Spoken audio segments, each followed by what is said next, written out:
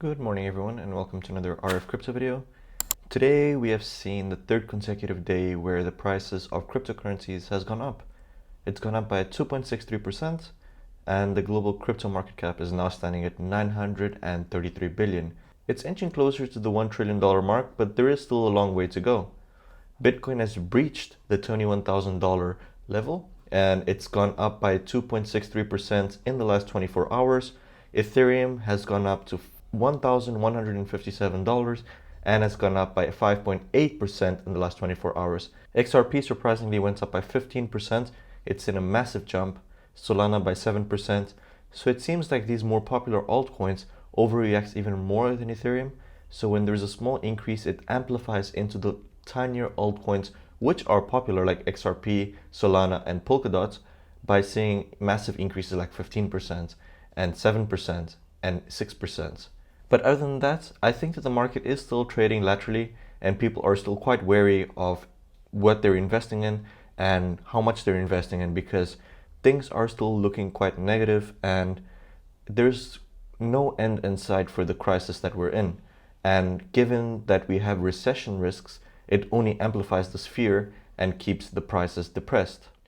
Looking at the price of Bitcoin, even though it is increased, we see that it's still trading between the $19,300 level and the $21,500 level. So the former is a support level and the latter is a resistance level. It's been trading at this level since the 19th of June. So up and down for 5 days, not really breaking the resistance level going up or the support level going down. We see a consolidation in the price and we see that the volatility is decreasing slightly. However, the volatility is still there. There hasn't been massive news in the market.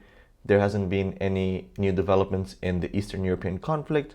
There hasn't been any sort of announcement from the Fed in the last 5 days or any real changes in the price of commodities, which would send the crypto markets spiraling or, on the other hand, going up. Now it's just a matter of seeing how the market reacts and seeing where people put their money in, whether they're confident in crypto or whether they are divesting from crypto and putting their money in safer assets like stocks and bonds and commodities like gold. If people start removing their money from riskier assets like cryptocurrencies into safer assets due to increased geopolitical, social, or economic risk, then we will see this price of Bitcoin going down and even maybe touching the $18,000 level. However, for now, everything seems stable at 21,000 and the traders are keeping a watchful eye to the markets, not only the crypto markets, but the stock markets, the bond markets, and the commodity markets as well. So the Binance CEO CZ, or Changpeng Zhao, has argued that bad crypto projects should not be bailed out, which I completely agree. In a June 23 blog post, CZ said that firms that have been poorly operated, poorly managed, or have released poorly designed products should not receive bailouts and should instead be left to crumble. Obviously, this is an industry which is nascent. It's an industry which is quite unregulated, so a lot of these projects are quite bad. Unfortunately, these bad projects usually have a large number of users, which are often acquired through inflated incentives, creative marketing, or pure Ponzi schemes. There are a lot of instances when these projects offer high returns, they offer X, Y, and Z, in the sense that they'll promise the people or the investors that they'll make a lot of money through creative investment strategies. However, once the investments are made, the owners, they rug pull or they remove all the liquidity from the project and disappear from the face of the earth, leaving the investors with zero. And this happens a lot. And this is why CZ is saying that bad projects such as these ones, and also other ones that don't really have a real use case, such as those which are only interested in staking, those shouldn't be safe because they're not actually contributing to the development of blockchain as a technology and cryptocurrency as an industry. And these comments come at a time when crypto billionaire Sam Bankman-Fried and his firm Alameda Research decided to bail out companies and projects with liquidity trouble such as Voyager Digital with a revolving loan of 350 million USDC. Voyager Digital is one of the more respected companies, and maybe Sam Bankman-Fried and the executives at Alameda Research have a reason to bail them out. Maybe they believe that the project is good or that it has a lot of potential. In fact, CZ said there is a caveat to his previous statement, which is Binance could look to support some cash-light firms that either have problems but are fixable or are barely surviving but have great potential. So maybe this is what Sam Bankman-Fried is doing. This is maybe what Alameda Research is doing. So CZ is not saying that you shouldn't help any crypto company. He's just saying that you shouldn't help those which are bad. Those which have great potential can be helped, can be bailed out. A crypto-friendly commissioner known as Crypto Mom argued that instead of bailing out struggling firms, it's better to let these things play out to create a more sustainable industry. So she's basically vouching for survival of the fittest. So only the best companies in the industry will survive a bear market.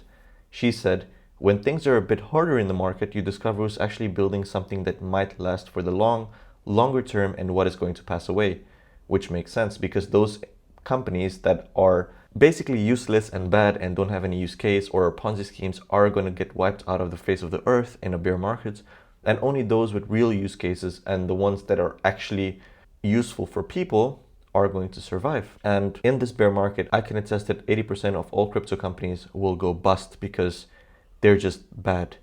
And the small 20% will survive and they'll take over the market and they'll be sort of the big dogs going forward. So Chainalysis tips Australia will crack down on misleading crypto ads. Its head of international policy, Caroline Malcolm, expects Australia's new rules governing crypto advertising, promotion, and consumer safeguards to follow a similar path to the United Kingdom when they come into place within the next year. They're following a UK model which basically says that they're going to crack down on misleading advertising or advertising which doesn't present risks alongside the opportunities. And this makes perfect sense because there is a lot of advertising for crypto companies, and because this is an unregulated market, they can get away with misleading people. They can say, we can guarantee you 10% returns, you sign up, and then you lose all your money, and they can just say, oh, but you didn't read the terms and conditions, that we are not responsible for any losses. And this happens a lot in the crypto industry, and this needs to be regulated because people with lower financial knowledge or even people with high financial knowledge who are misled by these beautiful words are protected by laws which will prevent them from falling into these traps. And Australia wants to align crypto products and services to financial products and services when it comes to advertising and promotion, such that they're similarly regulated and they set out a framework for what's permissible and what's not permissible. And they basically say it's not about banning advertising or banning the sale of a particular asset to particular parts of the community, but really it's to make sure that there's no misleading advertising, that there are disclosures about what you're actually buying when you're getting into the sector. And it's like when you're gambling and there are gambling ads, they say that gambling is a high-risk product, 70% of the people lose their money, and so on and so forth. I think that crypto ads are going to head in the same way, where they can say, oh, there's potential to make profit. However, the risks associated with this is that you may lose all your money. And that will be compulsory for all ads in Australia like it is for the UK. And Australia is a company that is proactively seeking out regulation for crypto, and its parliament has been sending strong signals about the need to regulate the digital asset market. For example, in October 2021, the Senate Committee for Australia, as a technology and financial center, released its much-awaited recommendations looking at how it could regulate cryptocurrency and digital assets, which means that they have taken the first step in creating a framework to allow companies to operate freely in Australia while following the law, and also how customers can invest in financial products. And now they want to expand that framework to include laws on advertisement and promotion of crypto products and services, which is commendable because the industry is still unregulated. There is a lot of money in that industry, almost $1 trillion, and a lot of people have lost money because they have been misled. And it is quite important to have a framework in place to protect people, as well as make the industry conducive for companies to operate in freely and in a law-abiding way, whereby they have a framework that they can follow. They have sort of a document that they can see that, okay, I can do this, I can do this, I cannot do this, I cannot do this. So they're sure that later on they don't get fined by the financial regulators or by their own customers. So stocks rise with futures as bond rally boosts tech. So the stocks Europe 600 rose by more than 1%, with technology and utilities outperforming the benchmark. And despite these price gains, investors continued to remove cash from equity funds, which recorded their biggest outflow in 9 weeks amid rising recession risk. So the recession risk is still there, and this is evidenced by the fact that almost $17 billion exited global stock funds in the week through June 22. So this week, with US equities seeing their first outflow in 7 weeks at $17.4 billion. And this piggybacks from US data and Federal Reserve commentary this week, lending more weight to economic concerns and increasing the fear of recessions. Jobless claims hovered near a 5-week high, and manufacturing and services cooled. And the Federal Reserve Chair Jerome Powell, in testimony to lawmakers, reiterated that his commitment to bringing down price increases is unconditional, with increases in interest rates and a reduction in the balance sheet, which would cause the economic growth in the US to slow down. And there are fears that this economic growth will slow down to the point where a recession will fall into place, or where the economic growth is negative. And I mean, investors are still grappling with the question of what comes next if an economic downturn takes hold.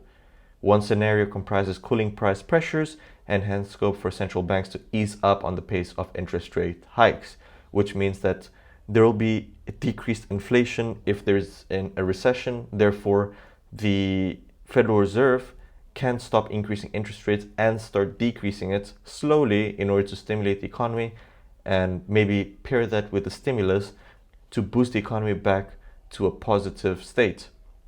But let's see what happens. The risk of a recession is still there. All the red flags are in place. We might see it maybe next week, maybe next month. It's just a waiting game. And with that, we come to the end of today's video. Thank you very much for watching. If you enjoyed the video, please leave a like, hit the subscribe button, and share this video with your family and friends. Invest wisely, and cheers.